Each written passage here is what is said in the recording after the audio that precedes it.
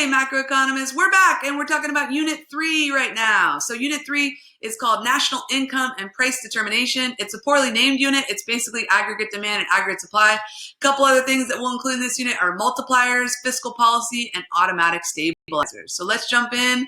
The first thing that we look at in this unit is aggregate demand.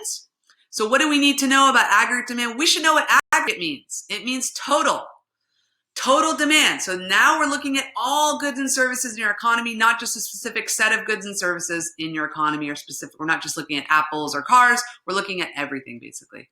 It's the relationship between the price level and the quantity of goods and services demanded. So you've got price level, real GDP, and aggregate demand is always downward sloping. AD, always downward. So we need to know why aggregate demand is downward sloping. There's 3 reasons for this. One of them is called the real wealth effect, which basically just means that basically at higher prices, we have less real wealth, meaning less money to spend because other goods and services are so expensive. As price level falls, we have more money to buy stuff. The interest rate effect, basically what occurs when there's a change in price level and we see that interest rates and interest sensitive spending have a different effect, basically. As interest rates go up, we see people buy less stuff. Businesses buy less stuff because it's more expensive to borrow. And then the exchange rate effect, we won't need to know because that's a unit 6 thing, basically. But that's basically just saying that, when our price level goes up, foreigners substitute for other types of goods and services because they don't want to pay for our higher U.S. price goods. What we should know mostly about aggregate demand is what are the shifters? So you've got C, I, G, X, N, consumption, investments, government spending, and net exports. So we should know that when we shift to the right, we're increasing aggregate demand. When we shift to the left, we are decreasing aggregate demand, basically. The multiplier effect. So we should know the multiplier we see the multiplier both in this unit with spending and taxes. We visit it again in Unit 4 when we talk about the money multiplier. So the multiplier effect is just this idea that if we increase spending by $1, it's going to have a greater overall or magnified, something called the magnified effect. That would work too. Basically, that's going to be a magnified effect throughout the economy. That's why so many countries, so many cities try to bring tourism into their economy. They want to bring new dollars in because then they know it's going to keep spreading throughout the economy, basically. So we should know MPC plus MPS equals 1, that basically when you get a new dollar of income, you can either save or spend it. You can do a mixture or you can do just either or on that one. Either way, it has to total up to 1. The spending multiplier, the formula is 1 divided by MPS. Keep in mind that most of the times the AP test will give you MPC. And they want you to find MPS. So you have to do 1 minus MPC to get MPS. So keep that in mind. The tax multiplier, there is a formula for it, but there's an easier way to do it, and it's just always 1 less. So if the spending multiplier is 4, the tax multiplier is 3, I think. I think that's 1 less. I'll have to double check my math on that one. Okay, how to use the multiplier. This is my one issue with students. They're so good at finding the multiplier. They're like, got it. 1 divided by MPS, now I'm good. But then they forget how to use it or how to apply it. So just remember that it's going to be the initial change times the multiplier equals the total change. And for the AP test, they're going to give you 2 of these, and they expect you to find the other. So set up the equation. Just know, are they giving me the initial amount of spending or the total amount of spending that they want to see achieved in the economy?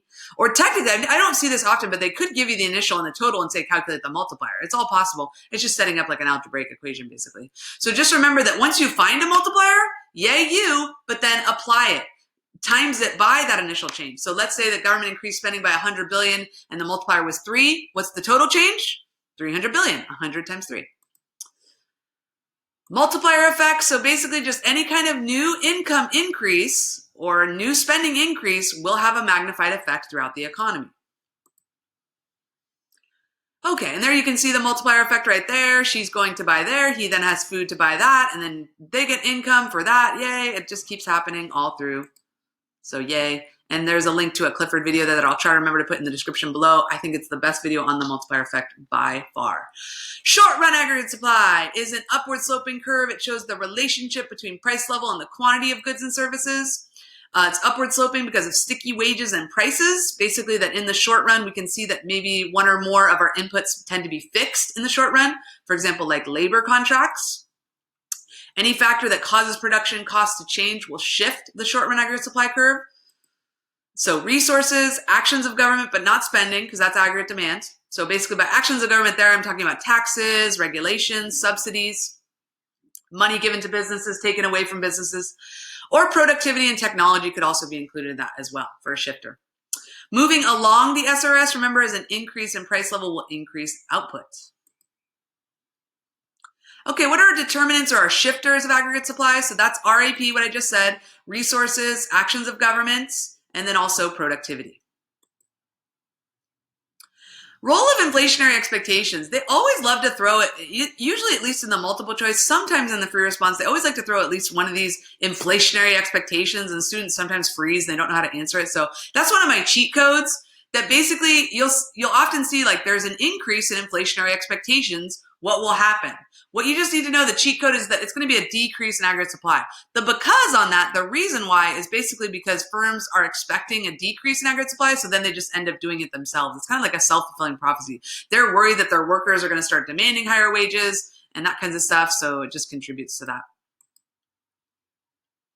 Long run aggregate supply, we should know that it is a vertical line because there is no trade-off in the long run, that in the long run prices are flexible, fully flexible at least. And how long is the long run? We don't know. It's just how long it takes for those prices to become flexible. So when do those contracts expire? That kind of thing. In the long run, there is a lack of trade-off between inflation and unemployment. That's also why in our Phillips curve, the long run Phillips curve is also vertical. The LRAS, so the long run aggregate supply, and PPC both represent maximum sustainable capacity, basically. It shows our economy at full employment. The PPC, when we're on it, we're efficient at full employment. The LRAS, when we are in a long run equilibrium, we are also at full employment. So LRAS is vertical at full employment level of output because in the long run, wages and prices fully adjust. So here we go. We need to know the three types of economy that we could be in, as far as we could be in a recessionary gap, we could be in an inflationary gap, or we could be in a long run equilibrium. So on the left-hand side, you're seeing the recessionary gap. Basically anywhere that I'm before the LRAS, so anywhere in this zone would be considered a recessionary gap. There I am right there. I'm in a short run equilibrium. So I'm still meeting AS and AD, but I'm not on my LRAS. That's putting me in a recession, basically. I'm not producing all that I could be producing, basically.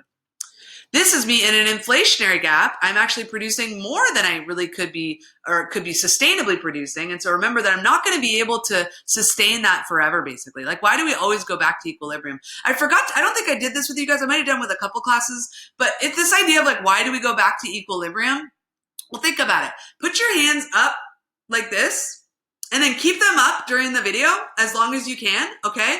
And eventually, I guarantee you, even though you like want to show like, I can keep them up the whole time, eventually I'm gonna go back to, you're eventually gonna have to bring your arms down because your arms are gonna start to hurt and all that kinds of stuff. And I would do it in class, I've done it in previous years, and there would always be like one tough person that would always be like, no, I'm good, I still got them up, see, I'm not in equilibrium. And then eventually they would. So just keep that in mind, that we're always gonna go back to some sort of equilibrium. And if we take no policy action, it's going to be the flexible prices and wages that bring us back there. So the bottom picture right here is us in a long run equilibrium. All my three curves are meeting, so I look good. That's awesome. Okay, Goldilocks and the three economic possibilities. So this was the little kind of analogy that I used. So it's just to remember the three types of economy and where you could be in. So you could be above full employment, which is also an inflationary gap, also called a positive output gap. That means your economy is too hot. You could be below full employment or a recessionary gap. That means your economy is too cold. And you could be at full employment. It means your economy is just right. So we definitely should take fiscal and monetary policy actions if we're in either of these situations. But if we're right here, we should do nothing. Because if we take an action, we're going to basically put us into disequilibrium. So that would be a mistake to do. Okay, so short run changes in aggregate demand and aggregate supply. They wanted you to know what a positive AD shock, a positive just means an increase, okay? A negative just means a decrease, so keep that in mind. If you see positive shock, or like what's that mean? It just means increase. So a positive AD shock means AD will shift right. You're gonna see an increase in output and price level. Graph it out and you'll see. A negative AD shock is when we see AD shift left, so we see less output and, we see less output and lower price level. A positive AS shock, and this might be totally reversed for you, so I apologize, but it makes sense to me. A positive AS shock would basically be AS shifting right. So we're going to see more outputs, but we're going to see a lower price level. So that's actually a good thing for everybody involved. And then negative AS shock is just basically you see a decrease in output and an increase in price level. And that can also just lead to bad things like stagflation. No good. Okay. Type Types of inflation, we should know that there's demand pull and cost push. What are those differences? Demand pull is caused by demanders, too much demand, too many dollars chasing too few goods. So there's too much spending in our economy and not enough goods to match up with the spending that we're doing. The cost push is just the opposite. So the demand pull is caused by consumers buying too much.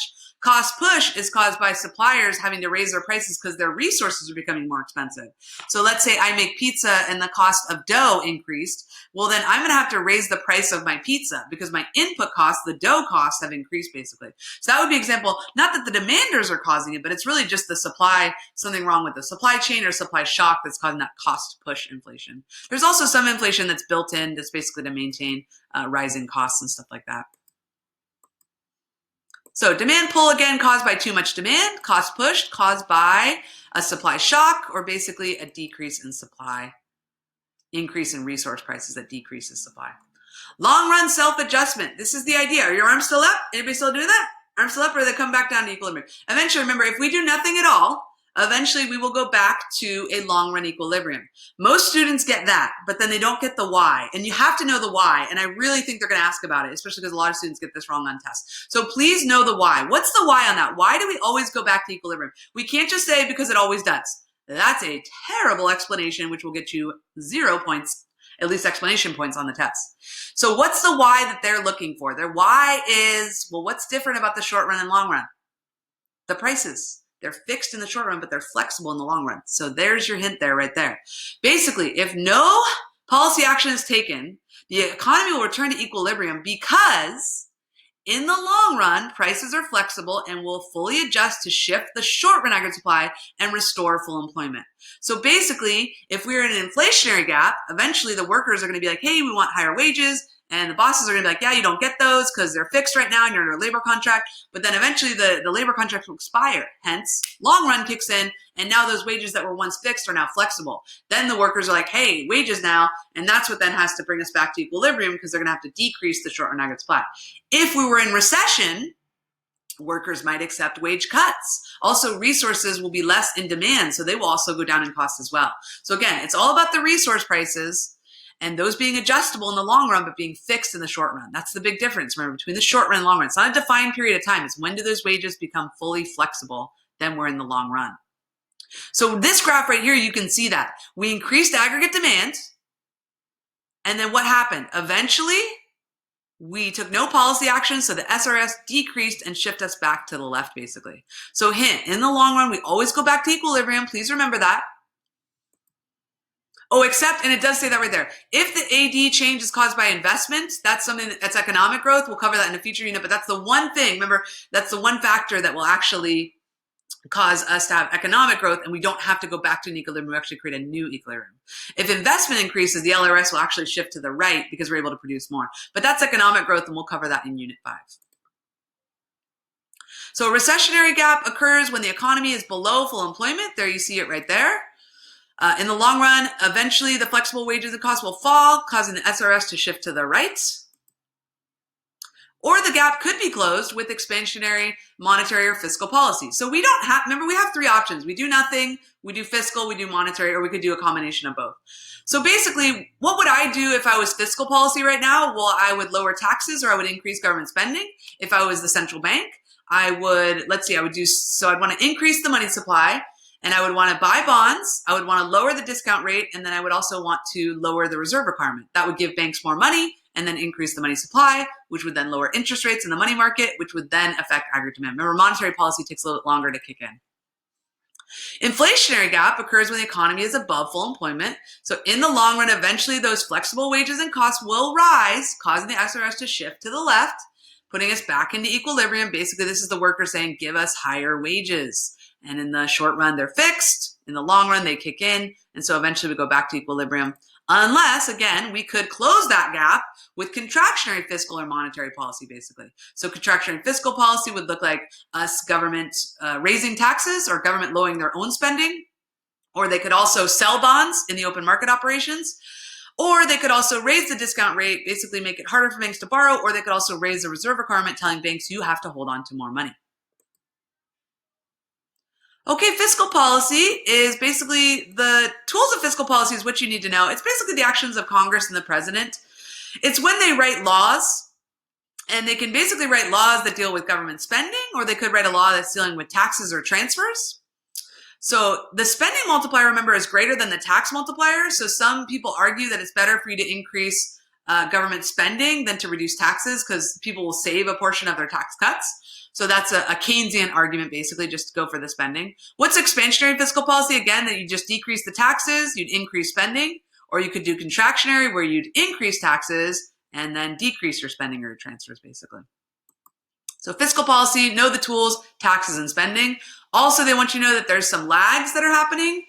For example, for this year, we did pass a fiscal policy bill. By we, I mean Congress, that they actually did that pretty quickly for Congress. Usually take a lot more time, but in an emergency, a time of crisis, Congress will act much quicker. But even some economists are saying they need to do more. And we're already starting to see the political arguments of who should we help, or what states should we focus on, or should we give money to hospitals or states for unemployment benefit. There's so much argument over like how to best help. Basically, they can both agree that people need help. That's definitely, we're not disagreeing on that, but it's how to best help them and how to best achieve them. That's where you're going to see the debates and that kind of stuff. Okay, lastly is automatic stabilizers. And automatic stabilizers are basically the things that are already built in. So they don't require new action.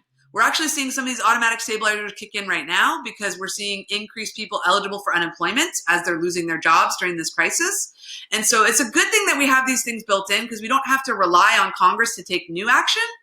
The CARES Act, the law that they just passed a few weeks ago, that's not an automatic stabilizer. That's a new law. That's fiscal policy. It's a new law that they passed. Automatic stabilizer is basically the stuff, the structures that are built into our economy to kind of stabilize it. So when our economy is doing really well, we actually get increased revenue and we are taxing people more because of our progressive tax system. When our economy is doing poorly, we're going to actually see that the government is going to transfer more money automatically just through unemployment benefits and other things like Social Security. And so that's going to help to get more money in consumers' hands to help to stabilize the economy. Okay, that is it for Unit 3. So I hope you enjoyed that, and please stick around for Unit 4 that will be linked in another video.